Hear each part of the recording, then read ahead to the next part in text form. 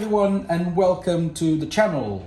On today's video we are going to compare, at the request of one of our subscribers that gave me the idea of comparing the old Rochobby Mogrich to the new FCX24 Mercedes Unimog. Although these two models share exactly the same cabin and bed, i.e. bodies and accessories such as snorkel, wing mirrors, lights, etc., this is where similarities end between these two models.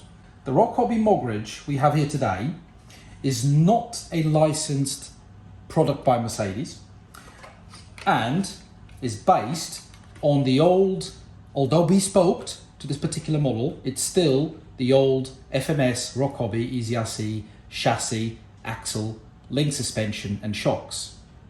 And you can see these are exactly the same axles and links, plastic shafts, so on and so forth, from every single older generation FMS Rochobby and EZRC. The steering servo is fixed to the chassis rather than to the axle as on the new FCX24. It is driven by a very tiny 050 brushed motor, and the shocks, as you can see, are spring-loaded and not oil-filled. In terms of wheels and tyres, they look exactly the same thing as the FCX24 Mercedes Unimog. However, the rubber used on the Mogrich is far harder than the one used on the FCX24 Mercedes Unimog. In terms of lights, on both models, none of these top rotating lights nor these presence lights or whatever you want to call them work. The indicators don't work either. Only the front lights work on normal and high beam, and the rear lights illuminate when you reverse.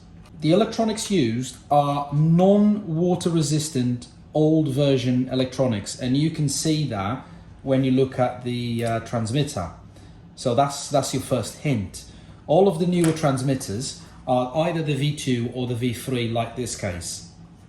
This is the newer FCX24 Mercedes Unimog. So the first hint here is that this is a fully licensed product by Mercedes. The FMS Mercedes Unimog is based on the very well-known FCX24 chassis.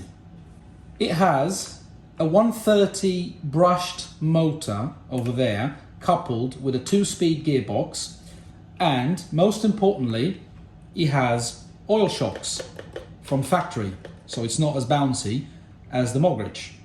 Another little detail is the steering servo is actually fixed to the axle rather than to the chassis, like on the Mogrich. And as I mentioned before, these new tyres, although they are very similar to the Rochobby Mogrich, these are, I would say, 20 to 30% softer than the old tyres. This is what FMS says, up to 30% softer, and you can actually feel the difference between these and the ones fitted on the Rochobby Mogrich. When it comes to electronics, the FCX24 Mercedes Unimog comes with the latest iteration FMS combined ESC and receiver, which is water resistant, not waterproof, water resistant, and comes with the V3 transmitter, which is quite a nice small transmitter. And if you're anything like me, you use your right hand to film and your left hand to drive the models.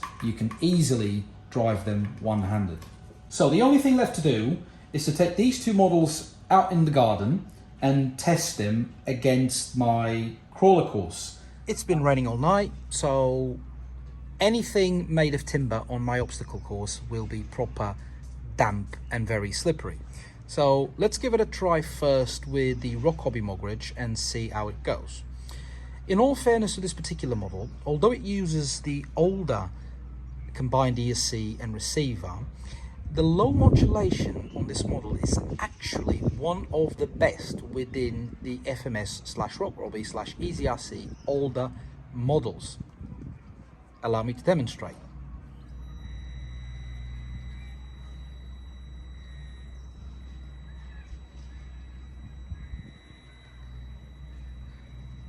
Now let's see if it goes up this obstacle. This is going to be our first obstacle. The front bumper seems to be a bit of an obstacle there. And you can see it actually goes up very easily, apart from that little bit, which, nah. See, let's see if will it go up? Will it not? And it did. Sometimes what you need is a bit of speed.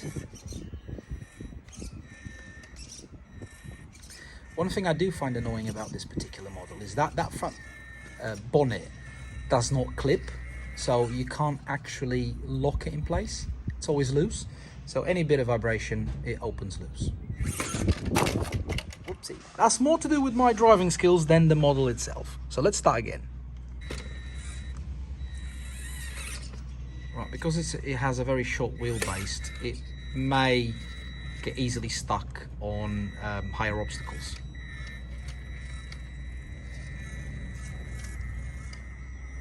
We're going to give it a try with the FCX24 Mercedes Unimog, and because it has a 2-speed gearbox, it's engaged in first gear.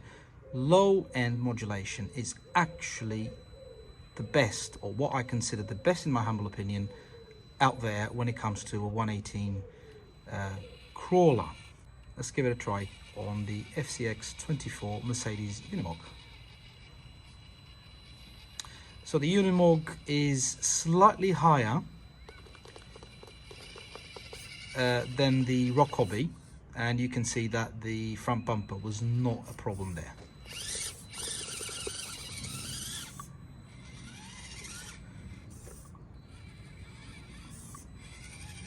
You can see that the tyres gripped a bit better there on that edge, on that very damp timber edge, than the Rochobby Mogrich did. So let's see how it does here. And because it's slightly higher, it did not struggle at all on that edge there. And you can see that brilliant oil suspension working far better than the Mogrich did. On to obstacle number 2. This is quite an easy one, although it's made of timber and it's damp. So let's see how both models perform.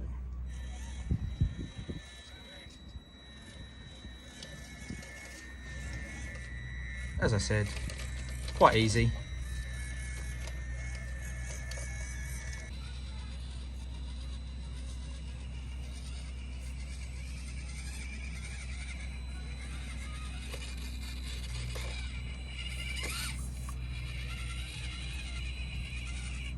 To obstacle number 3, which is made of broken pieces of a drainage clay pipe, which happens to be very damp as well. So I'm not sure if any of the models will actually make it through. Here you can see that there's no grip whatsoever. So the only way you can actually get through is by hammering the throttle. So let's test the FCX24 and see how this little beauty performs.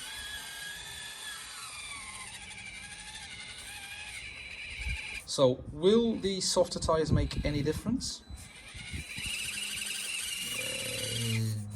Well, nah. Not really. So again, I think the only way is in doubt, press the throttle and hope for the best.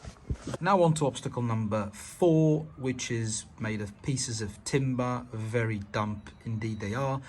I'm not sure if any of these models will actually make it through, but let's have a go.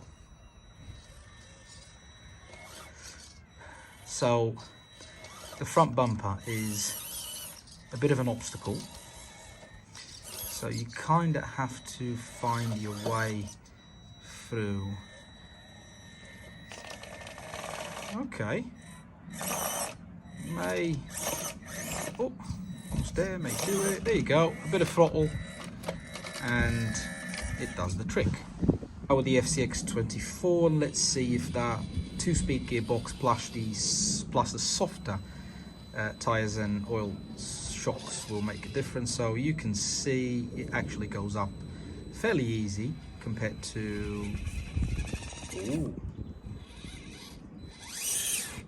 Okay, that's interesting. So the softer tyres did help there in the end when compared to the Mogrich. The fifth obstacle, and what we want to see with this is that suspension travel and work out. So let's see how the Rochobby Mogrich deals with it.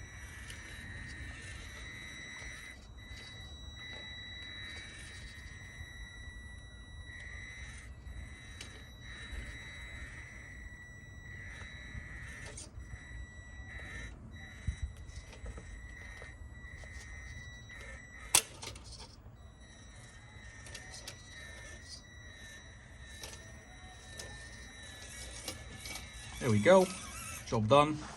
The FCX24, and I'm assuming because it has oil shocks and a far better chassis / suspension system, will probably do better than the Mogrich did. Let's find out.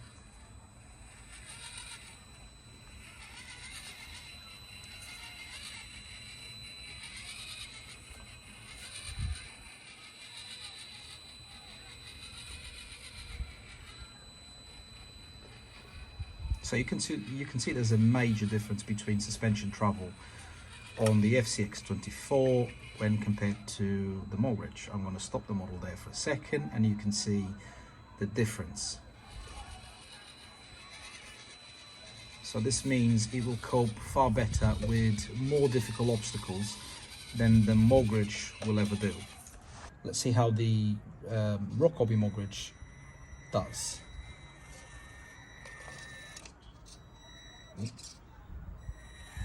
Bit of difficulty in gripping over there, but it may be due to my driving skills as well. So you can see it kind of struggles a little bit to go up. So it's a mixture between very damp timber bits and block paving. Block paving is fairly easy. It's just getting the grip to go up the timber bits. Now let's see how the FCX24 deals with the same obstacle.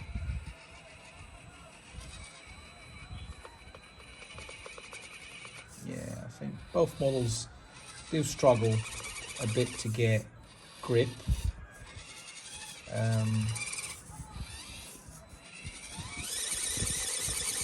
Although the Mogrich, in all fairness, was at the top by now, and I'm still struggling a little bit, to say the least, with the FCX. That's gonna roll. There you go. Take two with the FCX24. So same obstacle, and the FCX does not want to grip.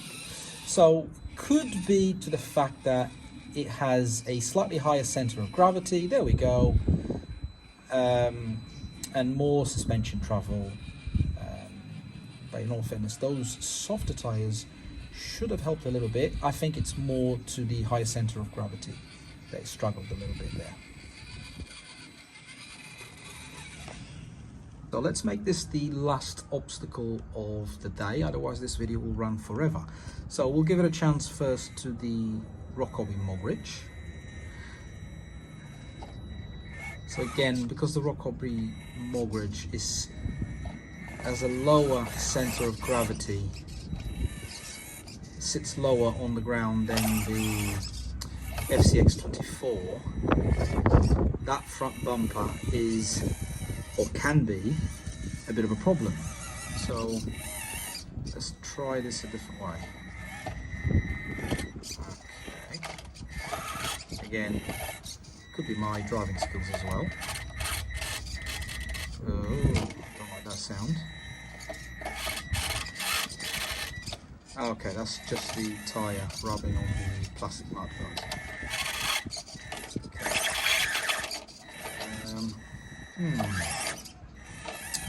Right, this is a bit embarrassing.